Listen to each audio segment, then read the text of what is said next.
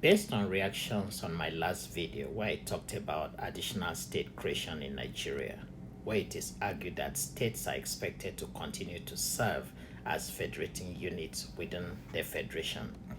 The bulk of the reactions I got from the public as expressed on my various portals was outright rejection of additional states to be created. So many Nigerians kicked against state creation but preferred Nigeria to go back either to regionalism, true federalism, or outright separation, letting every group and ethnic formation to go its way. While this is the wish of some Nigerians, it is important to note that separation is not something that comes that easy. Even though I am a strong believer of one Nigeria, because I believe our problem is not really our ethnic differences. Our main problem to me rather is resource allocation. The national question that creates problem is who gets what, when, and how. Our problem to a large extent is politics. Politicians only shout ethnic abandonment when the sharing formula does not favor them. If our national wealth is equitably distributed, no one will be clamoring for separation. But again, coming back to resource allocation, one would readily argue that it would be a great idea for every state in the country to manage and control the resources within her territory and pay some form of taxes to the federal government.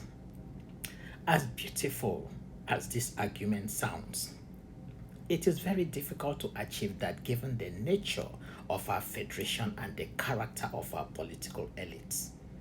It may be practically impossible to get our Congress to approve such a framework without recourse to a civil war. I would rather opine, instead of a civil war, let us take a gradual approach to change, to give time for every zone to build and develop independent capacity capable of autonomous role in the event separation happens. The big question is, at what point do we stop sharing our national wealth and start building the nation? I still hold that our starting point to getting Nigeria right is revisiting the revenue allocation formula, especially as contained in the 2014 National Conference report.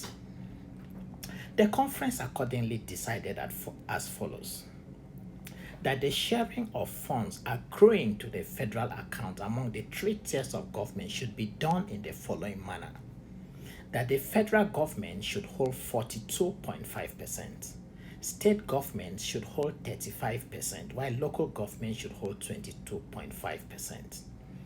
While this may not be the best, as corruption will continue to thrive at the center due to the huge amount of funds going to the federal government. However, it is a starting point, and I suggest if we must move Nigeria forward, let us start with this formula. In my thinking, let the bulk of our national revenue be channeled to autonomous local government and not to federal government. Corruption thrives in Nigeria because of the excess revenue control at the center. Let us decentralize power. All this ethnic marginalization will stop. We all know it is practically impossible to run the entire country from Abuja. Let basic bureaucratic functions like police, fire service, schools, environmental sanitation, primary and secondary health care, infrastructural development like feeder roads, rural roads, water supply system, let all this fall under the direct jurisdiction of the local government. Put the money at the local government. The people will feel the dividends of democracy better. Let us make it a criminal offense for any state government or any state governor to intervene or control local government funds. Let us institute an accountability and transparency system to review local government funds, and let this system be at the federal level. For over 40 years, we have attempted to run Nigeria from the center. It has not worked because the monies get stolen before it reaches the people at the base. Let us change the system of distribution.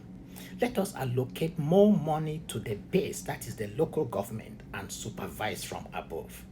Finally, to those clamoring about ethnic separation or true federalism, understand one thing.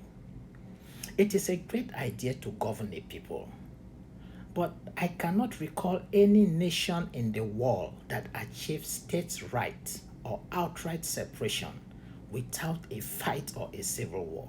Look at the wars of independence and the insurgencies fought in the former Yugoslavia from 1991 to 2001, which led to the breakup of the Yugoslavia state in 1992.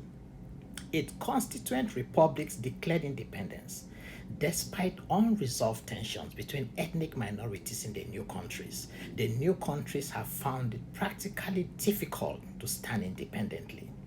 Most of the wars ended through peace accord involving full international recognition of the new states, but with a massive human cost and economic damage to the region. For those clamoring for separation in Nigeria, are we ready for such a cost? Is this what we want, or are there alternative suggestions out there? We can still get it right through mutual dialogue. Visit my YouTube page, Princewill Odidi, and subscribe and listen to my previous videos as we talk about development in Nigeria. This conversation will continue. I am Princewill Odidi. Thank you and God bless you all.